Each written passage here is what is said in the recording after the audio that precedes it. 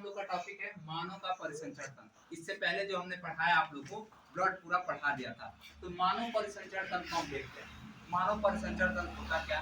तो जो विकसित प्राणी होते हैं उनमें भोज्य पदार्थों, हार्मोन्स और ऑक्सीजन के परिवहन हेतु परिसंचरण तंत्र कार्य करता है तथा उत्सर्जी पदार्थ जैसे कार्बन डाइऑक्साइड का शरीर से बाहर निकलने के लिए भी परिसंचरण तंत्र आवश्यक होता है। तो परिसंचरण तंत्र के अंतर्गत आता है रक्त परिसंचरण तंत्र। रक्त परिसंचरण तंत्र के अंतर्गत रक्त वाहिनियां तथा हृदय को हम देखेंगे।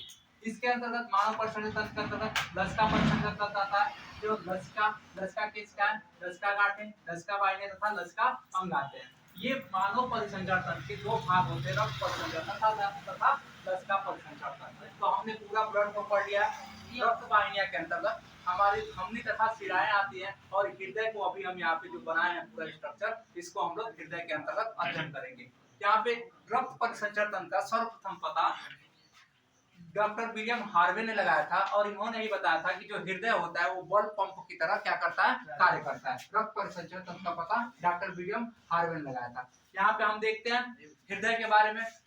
तो हृदय के बारे में हम पढ़ना है मानव हृदय की स्थिति, संरचना, हृदय की बाह्य संरचना और हृदय की क्या पढ़ेंगे, आंतरिक संरचना को हम लोग देखेंगे। तो मानव हृदय की स्थिति के अंतर्गत हम देखते हैं तो जो मानव का हृदय होता है ये मध्य अवकाश, अधर तल की ओर और फेफड़ों के मध्य कुछ बाईं ओर स्थित होता है। जो हम लोग का मध्य अवकाश होता है हृदय के अधर तल के फेफड़ों जो यहाँ पे हम लोग का फेफड़ा होता है और फेफड़ों के कुछ बाईं ओर क्या होता है, हम लोग का मानव हृदय की स्थिति होती है, मानव का हृदय पाया जाता है। इसकी संरचना की बात करें तो हृदय लगभग मुट्ठी के आकार का होता है। मुट्ठी के आकार का होता है, तिकोना होता है।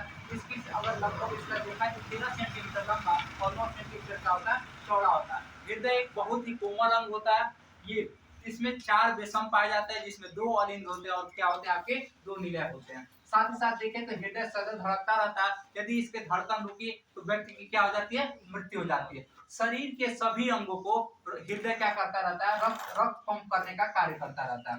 रक्त को पहुंचाने का कार्य करता रहता है। हृदय मुख्यतः हृदय पेशियां यानी कार्डियक मसल से बनी होती है जो बहुत ही मजबूत होती है। हमारे शरीर में यदि सबसे मजबूत मसल्स की बात की जाए तो वो कार्डियक मसल यानी हृदय पेशियां ही होती हैं। सदैव बिना रुके बिना थके एक निश्चित लय से फैलती और सिकुड़ती रहती है। हमारे शरीर की सबसे मजबूत मसल्स कार्डियक मसल्स होती है जो बिना रुके बिना थके एक निश्चित लय से फैलती सिकुड़ती रहती है। क्या, हृदय। जो हृदय कार्डियक मसल्स यानी हृदय पेशियों की बनी होती है। हृदय के चारों ओर दोहरी झिल्ली का आवरण पाया जाता है जिसे हम हृदय आवरण कहते हैं यानी पेरिकार्डियम के नाम से हम जानते हैं।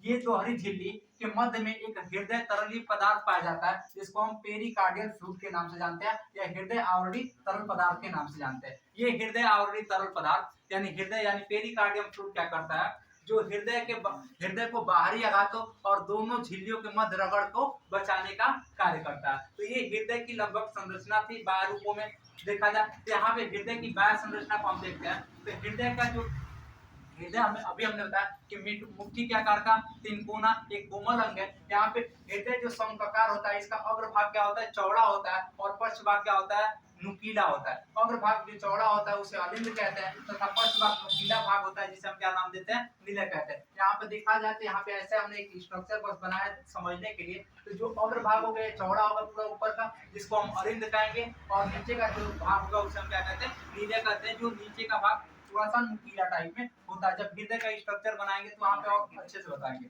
फिर यहाँ पे देखो दोनों भाग हृदय खांच द्वारा क्या होते हैं, पृथक दिखाई देते हैं। हृदय के बाएं तथा दाएं भाग पेशीय भित्ति द्वारा पृथक होते हैं। जो हृदय मान लीजिए हमने यहाँ पे बनाया समझाने के लिए कि हृदय बना है कि ऊपर वाले भाग को अलिंद कहते हैं, नीचे वाले भाग को निलय कहते हैं।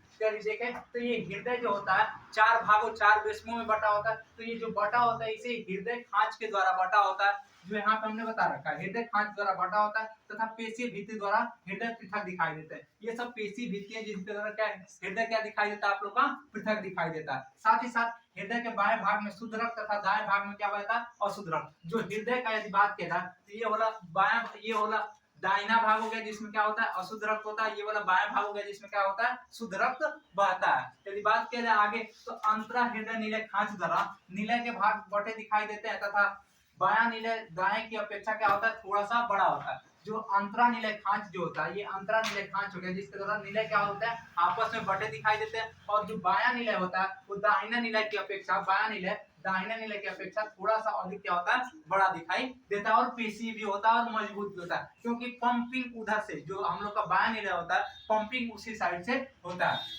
यदि बात करें तो जो ये इस पे जो अलिंद होते हैं उस पे अलिंदी उपांग पाए जाते हैं, अलिंदी उपांग पाए जाते हैं। अग्र तथा पश्च महाशिरा जो होता है उसके द्वारा अशुद्ध रक्त सीधे दाएं अलिंद में क्या होता है, पहुंचता है। अग्र तथा अग्र तथा पश्च महाशिरा द्वारा अशुद्ध रक्त सीधे दाएं अलिंद में क्या होता है, पहुंचता है। ये हम लोग का दायां अलिंद हो गया। यहीं पे अग्र महाशिरा तथा पश्च महाशिरा जुड़ी होती है, जो शरीर से आती हुई रक्त वाहिनियां होती है। इसके द्वारा जो अशुद्ध रक्त होता है वो कहाँ पहुंचता है, पहले दायां अलिंद में। दायां अलिंद से अशुद्ध रक्त कहाँ पहुंचता है, दायां नीले में। और यहाँ से फुसफुस धमनी होती है जिसके द्वारा अशुद्ध रक्त कहाँ पहुंच जाता है, हम लोग का फेफड़ा पहुंच जाता है। और फेफड़ा से फुसफुस सिरा जुड़ा होता है और फुसफुस सिरा से फिर हमारा रक्त कहाँ पहुंचता है, बायां अलिंद में। और बायां अलिंद से कहाँ पहुंच जाता है, फुसफुस, वहां पे फुसफुस सिरा पाई जाती है। फुसफुस सिरा से बायां अलिंद में शुद्ध रक्त पहुंचता है और शुद्ध रक्त फिर बायां अलिंद से कहाँ पहुंच जाता है, बायां नीले में। और बायां नीले से महाशिरा जुड़ी होती है जिसके द्वारा हम लोग का क्या होता है, पूरे शरीर में क्या होता है, रक्त पहुंच जाता है। यदि बात करें आगे देखते हैं तो फेफड़ों से फुसफुस सिरा होती है। फुसफुस सिरा में शुद्ध रक्त बायां अलिंद में पहुंचता है और दाएं नीले से फुसफुस धमनी अशुद्ध रक्त को फेफड़े में पहुंचाती है और बाएं नीले से महाधमनी शुद्ध रक्त को क्या पहुंचा के पूरे शरीर में पहुंचाने का कार्य करते हैं। एक बार और सुनिए, यहाँ पे जो महाशिरा होता है, जो महाशिरा अशुद्ध रक्त को कहाँ पहुंचाता है, सबसे पहले दाएं अलिंद में पहुंचाता है। दाएं अलिंद से अशुद्ध रक्त कहाँ जाता है, दाएं नीले में जाता है। दाएं नीले से हम लोग की लगी होती है दाएं अलिंद से हम लोग की लगी होती है,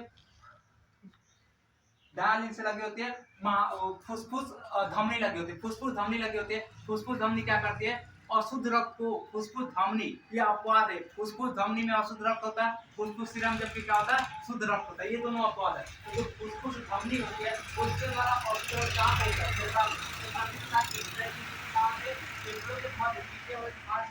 मध्य भाग में क्या होती है, जुड़ी रहती है। तो जब ये अशुद्ध रक्त वहां पहुंचते हैं फिर वहां से फेफड़े से फुसफुस सिरा जुड़ी होती है। सिरा में अशुद्ध रक्त हमेशा होता है और धमनी में शुद्ध रक्त हमेशा होता है। लेकिन ये दो अपवाद के रूप में जो फुसफुस धमनी है उसमें अशुद्ध रक्त होता है और जो फुसफुस सिरा है उसमें क्या होता है, शुद्ध रक्त होता है। तो फुसफुस धमनी के द्वारा रक्त पहुंचा फेफड़े में, फेफड़े में वहां से ऑक्सीजन लिया, हीमोग्लोबिन ऑक्सीजन को कैप्चर किया, ऑक्सीकृत हो गया और फुसफुस सिरा के द्वारा कहाँ आ गया, रक्त हमारा बाएं अलिंद में आ गया और बाएं अलिंद से कहाँ आ गया, हम लोग का बाएं नीले में आ गया। तो ये यहाँ से रक्त क्या होता है, पंपिंग करने कार्य करता है। तो हृदय की बाह्य संरचना के अंतर्गत ये सारी चीजें थी। फिर देखते हैं हृदय की आंतरिक संरचना। तो हृदय की आंतरिक संरचना में यदि देखेंगे तो हृदय की भित्ति मुख्यतः हृदय पेशियों से बनी होती है, यानी कार्डिक मसल से बनी होती है। इसकी जो आंतरिक भित्तियां होती है वो हृदय पेशियों से बनी होती है। यदि देखें तो दोनों अलिंद जो होते हैं वो अंतरा अलिंद पट्टी के द्वारा क्या होते हैं, विभाजित होते हैं। अंतरा अलिंद पट्टी के द्वारा विभाजित होते हैं और उसके एक छोटा सा गड्ढा होता है जिसे फोसो ओवेलिस के नाम से जानते हैं।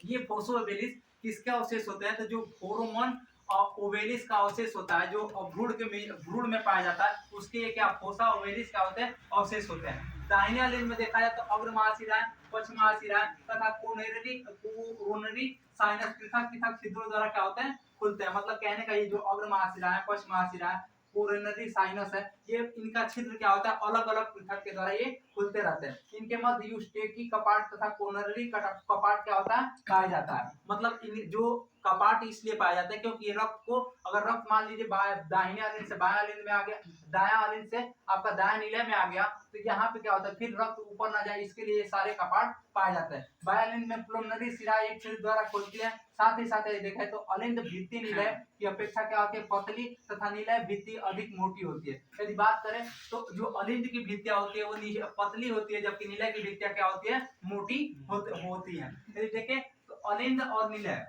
अलिंद नीलय छिद्र द्वारा नीलय में खुलता है। यहाँ से जो अलिंद खुलता है अलिंद नीलय छिद्र यहाँ पे पाया जाता है, इसलिए कहाँ खुलता है, नीलय में खुलता है। और दाहिने अलिंद नीलय छिद्र द्वारा त्रिबलन कपाट लगा होता है। जो दायां अलिंद होता है वहाँ पे हम लोग का क्या लगा होता है, त्रिबलन, यहाँ पे 3 बलन कपाट लगा होता है, 3 बलन का कपाट लगा होता है। और जो बायां अलिंद नीलय छिद्र द्वारा द्विबलन कपाट से खुलता है। जो बायां अलिंद होता है वो द्विबलन कपाट के साथ कहाँ खुलता है, इस वाले बाएं नीले में खुलता है। यहाँ पे त्रिबलन कपाट होता है, यहाँ पे क्या होता है, द्विबलन का कपाट पाया जाता है। यदि बात करते हैं ये कपाट रज्जुकों द्वारा क्या होता है, नीलय की भित्ति पर स्थित होते हैं और ये पेशीय स्तंभों से जुड़े रहते हैं। ये सभी जो कपाट होते हैं ये जो पेशीय स्तंभ पाया जाता है हृदय के, उसके द्वारा जुड़े रहते हैं। ये इसलिए होते हैं कपाट क्योंकि ये रक्त के विपरीत दिशा में जाने से क्या करते हैं, रोकने का कार्य करते हैं। यदि आगे देखा जाए तो बाएं नीले में दाहिने भाग से क्या पाया जाता है, पुलमनरी चाप पाया जाता है। दाहिने नीले के अग्र भाग से पुलमनरी चाप तथा बाएं नीले के अग्र भाग से दाहिने भाग से क्या होता है, वो कैरोटिको सिस्टमेटिक चाप होता है। इनके आधार पर ये तीन तीन अर्ध चंद्रकार चाप बनाने का कार्य करते हैं और ये अर्ध चंद्रकार चाप जो होते हैं रक्त को वापस आने से रोकने का कार्य करते हैं।